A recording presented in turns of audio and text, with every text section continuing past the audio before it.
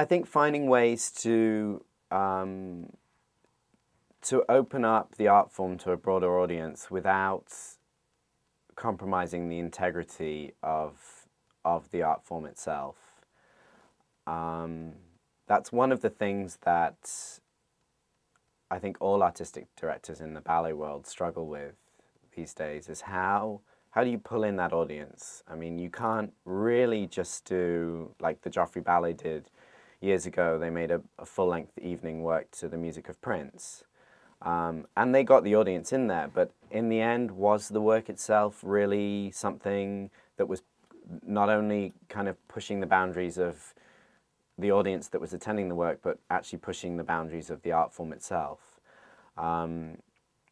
So it's difficult to know how to balance that. I think that's a big challenge. The work has to be resonant and powerful in its own right.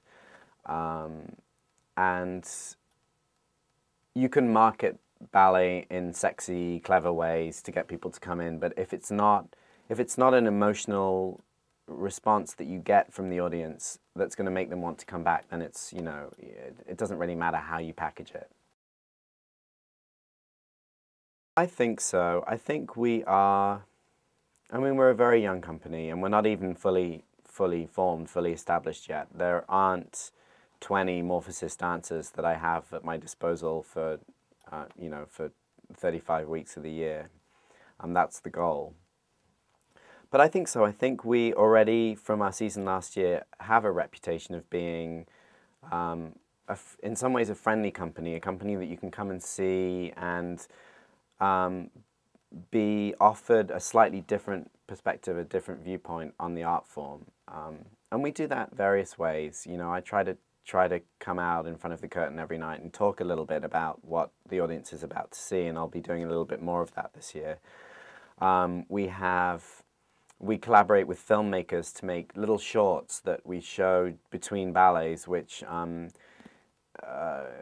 be a little snapshot of rehearsal, or a montage of the dancers preparing in some way for the roles that they're going to dance.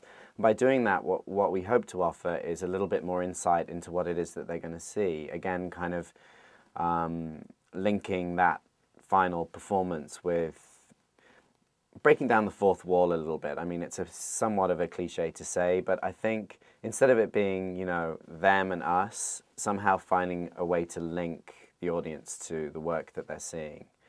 And you know, it was great. I got all sorts of comments from people who, not everyone can sit in the first 5 rows of the theatre. So if you give them a short film of the dancers rehearsing the work that they're about to see beforehand, they get the opportunity to see the expression of the dancer, the faces. So when they see it, somehow they feel maybe they know a little bit more about that person that they're watching, and it's not just like a little tiny glowing stick figure at the back of a vast stage.